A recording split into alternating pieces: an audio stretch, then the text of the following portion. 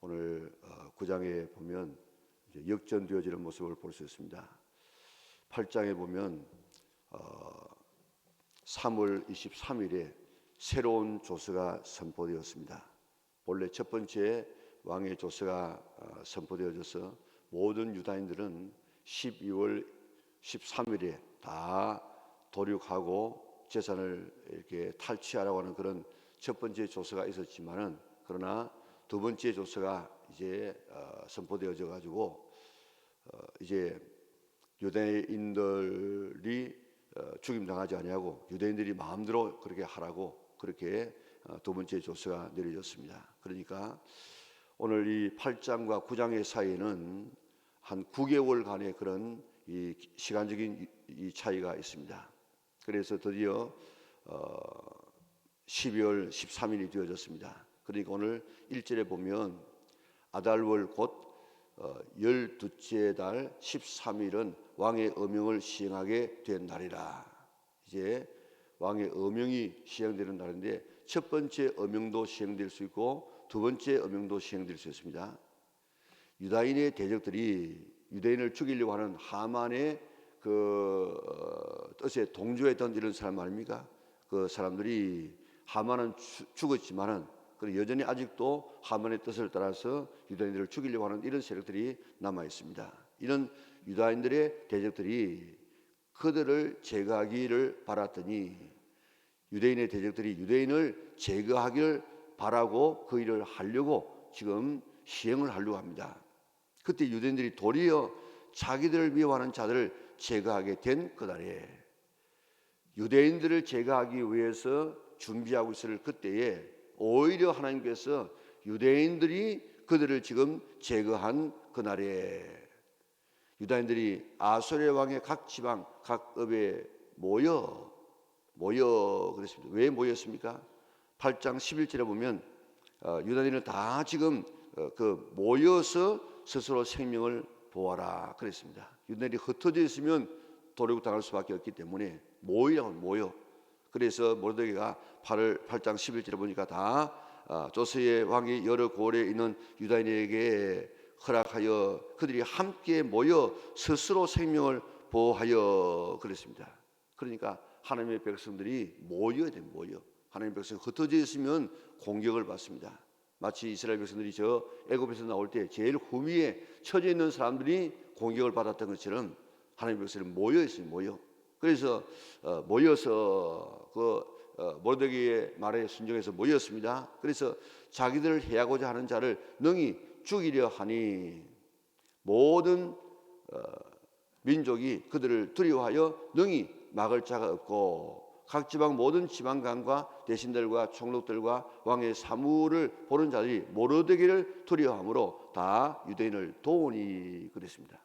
자, 지금 하만의 그 뜻을 함께하는 이런 이 관리들이 유대인들을 죽이기 위해서 지금 덤벼들려고 하고 있는데, 유다인들은 함께 모였습니다. 그래가지고 이제 그들을 대적하는데, 이제 하나님께서 지금 그동안에 모르드게를 9개월 동안에 지금 총리로 있게 만들고 지도력을 발휘하게 만들었어요. 참 하나님의 이 섭리가 얼마나 지금 묘한지 모릅니다. 하나님께서 섭리하신 것이 나타난 것은 불임절을 바로 누가 지금 택했습니까? 그 불임절을, 이 불임을 갖다가 이 하만이 제비 뽑아서 제일 좋은 날이라고 했습니다. 그 제비 뽑은 날, 바로 그날인데 이제 그 전에 벌써 한 9개월 전에 이 하만이 지금 죽지요. 하만이 죽고 그 9개월 동안에 이 모르드게가 하만의 역할을 함으로 지금 그 지도력을 발휘해서 모든 이 페르시아 사람들이 지금 하만을, 이 모르드게를 두려워하고 모르드게를 지금 존경하는 이런 입장에 있었어요. 그러니까 지금 우리가 생각해봐도 누구를 돕겠습니까? 그러니까 지금 어느 누구도 이 하만의 이 뜻에 동조하는 사람이 없고, 전부 이 모르드게를 위시해서 유대인들을 지금 돕는 이런 일들에 모든 사람들이 다 도우니 그랬습니다. 자, 하나님의 섭리가 그저 얼마나 놀라운지. 그저 며칠 만에 그저 이렇게 모르드게가 총리로서만 있었다고 하면 어떻게 그 영향력이 있겠습니까? 하나님은 이렇게 철저하게 시간까지라도 다 준비하셔서 역사하시는 하나님이신 줄 믿습니다. 오늘 본문에 보니까 이 대적들이 얼마나 많습니까? 지금 악의 세력들이 얼마나 많습니까? 그런데 하나님의 이 악의 세력들은 하나님의 나라를 대적할 수는 있지만은 이길 수는 없다는 사실을 믿으시기를 바랍니다.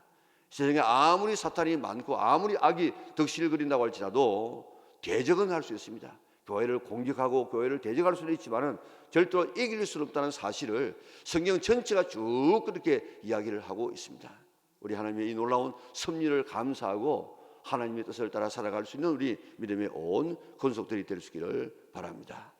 자, 사절에 보니까 모르드게가 왕궁에서 존귀하여 점점 창대함에 이 사람 모르드게의 명성이 각 지방에 퍼지더라. 그러니까 뭐 이제 그에게 동조하지 누가 지금 죽은 하만에게 동조하겠습니까? 어디를 보니까 유다인이 칼로 그 모든 대적들을 쳐서 도륙하고 진멸하고 자기를 미워하는 자에게 마음대로 행하고 유다인이 또 도성 수산에서 500명을 죽이고 진멸하고 그리고 그게 7절에부터 지금 9절까지 나오는 이 이름이 누구 이름인지 압니까? 이게 바로 하만의 10명의 아들이에요. 하만의 10명의 아들을 다 지금 죽이고 그들의 재산에는 손을 대지 않았다고 이야기했습니다. 자, 그동안에 지금 하만은 죽였지만 그 아들을 죽이지 않고 있었는데 그날에는 이제 하만 그 남아있는 가족들 다 지금 죽여서 결국에는 이 악의 씨가 지금 건절된다는 사실을 이야기하고 있습니다. 그게 뭡니까? 지금 사탄이 지금 노력하고 사탄이 지금 오는 사자처럼 돌아다니고 있지만은 결국에는 저 마지막에 어떻게 됩니까? 그 사탄을 무저갱에 쳐넣어서 이제 악이 없는 그런 이 세상이 지금 되게 될 것입니다. 오늘 지금은 약한 세상이 온 세상에 돌아다니고 예전에 보면 저 공산주의가 온 세상을 다 지금 점령할 것 같은 그런 기세로서 한때 있지 않았습니까? 그러나 결국 그 공산 세력이 무너지고 하나 남아있는 저 이북이 있지만은 저것도 결국 무너지게 될 것입니다. 이 땅에 악이 성합니다. 진리가 지금 유린당하고 있지만은 그래도 결국에는 하나님의 섭리 가운데서 선이 승리하고 하나님의 나라가 하나님의 은혜가 지금 승리하는 사실을 믿으시기를 바랍니다. 그래서 모든 것이 다 지금 하만의 10아들까지 다 멸절된다 이 말은 악의 뿌리까지 다 지금 건절되고 뽑혀진다 그런 이야기입니다. 그런 가운데서라도 3번 지금 나오는 이야기가 뭡니까? 거기 보면 그들의 재산에는 손을 대지 아니하였더라. 지금 3번이나 지금 계속해서 이 말씀이 나오고 있는데 이스라엘 백성들이 탐욕 때문에 그런 것이 아니었다 하는 사실을 보여주기 위해서 이렇게 계속해서 3차례나 지금 이야기하고 있습니다. 자, 11절에 보니까 그날에 도성 수산에서 도륙한 자의 수요를 왕께 아뢰니 왕이 왕후 에스더에게 이르되 유다인이 도성 수산에서 이미 500명을 죽이고 멸하고 또 하만의 10아들을 죽였으니 왕의 다른 지방에서는 어떠하였겠느냐. 지금 이 도성 수산성에서 그렇게 크지도 않은 수산성에서 500명을 죽였으니까 그리고 하만의 10아들을 죽였으니까 다른 지방에서는 오죽했겠느냐 이 말입니다. 그리고 이제 이야기합니다. 이만큼 되었으니까 너 만족하냐? 왕이 묻습니다. 너 소청이 또 있느냐? 그렇게 물으니까 이제 에스더가 지금 이야기합니다. 13절에 보니까 에스더가 이르되 왕이 만일 좋게 여기시면 수산에 사는 유다인이 내일도 오늘 조서대로 행하게 하시고 하만의 10아들의 시체를 나무에 매달게 하소서. 지금 이미 죽었지만은 그 죽은 자를 매에 달아서 다른 사람이 보게 하는 것은 최고의 수치를 말하고 있지 않습니까? 그래야만 오늘 우리의 좀 이 한이 좀 풀리겠습니다. 왕이 그대로 행하기를 허락하고 조서에 수산에 내리니 하만의 10아들의 시체가 매에 달리니라. 아달월 14일에도 수산에 있는 유다인들이 모여 또 300명을 수산에서 도륙하되 그들의 재산에 손을 대지 아니했고 또 왕의 각 지방에 있는 다른 유다인들이 모여서 스스로 생명을 보하여 대적들에게서 벗어나며 자기들을 미워하는 자 7만 5천 명을 도륙하되 그들의 재산에는 손을 대지 아니하더라.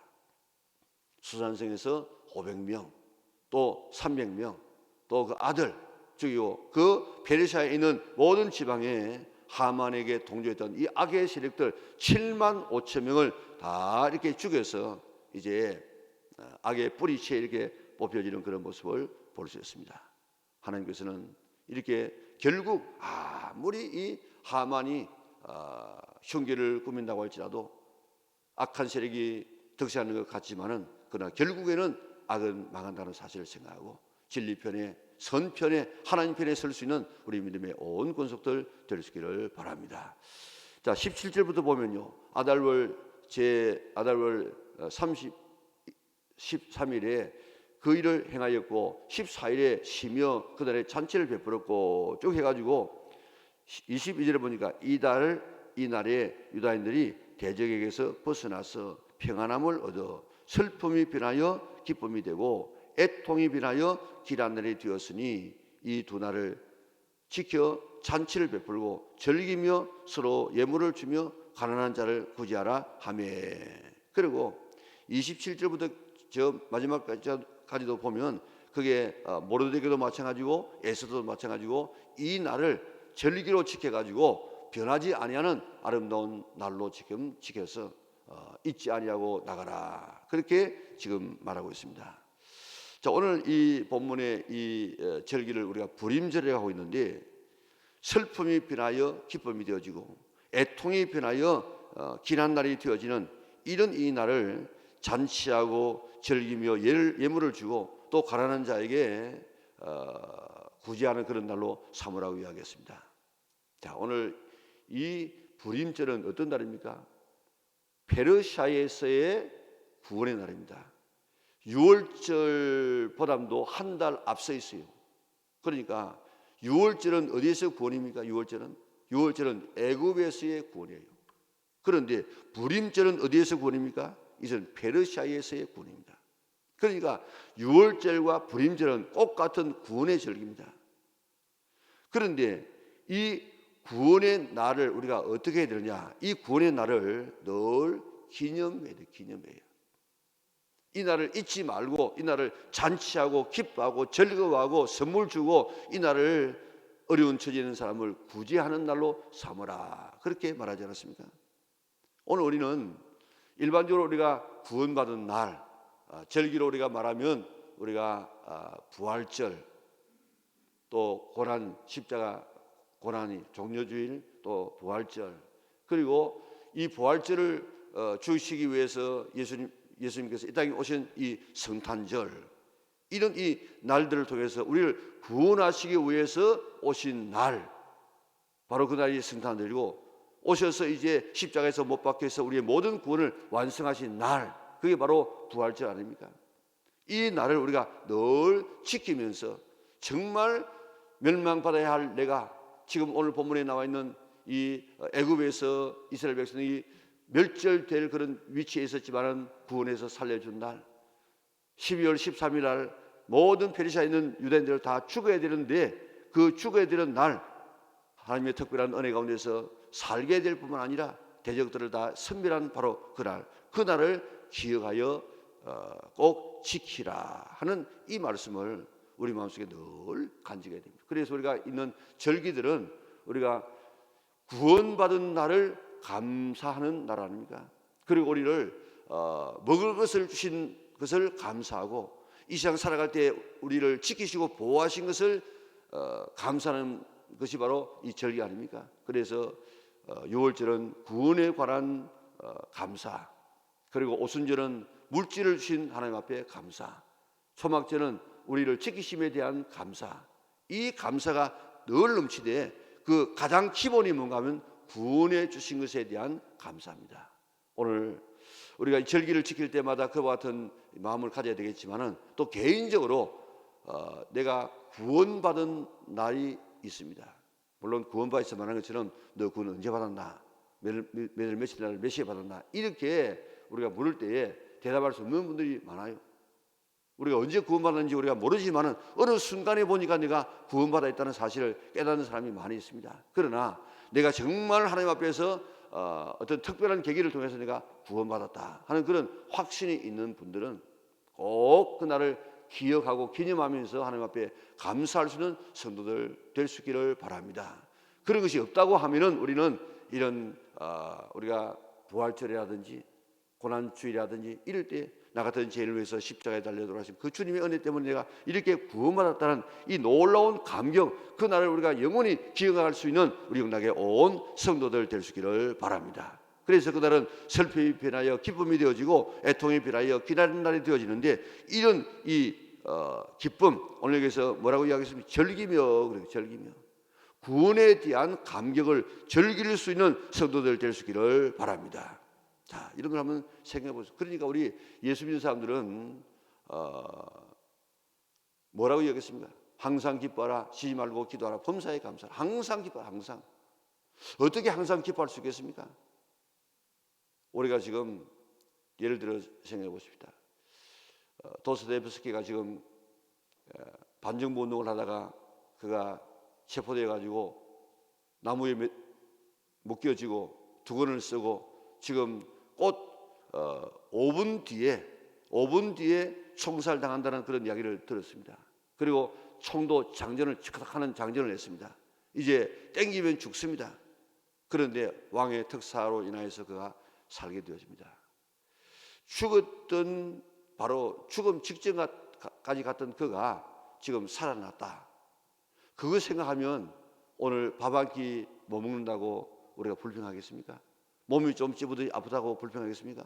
옷이 좀 험하다고 불평하겠습니까?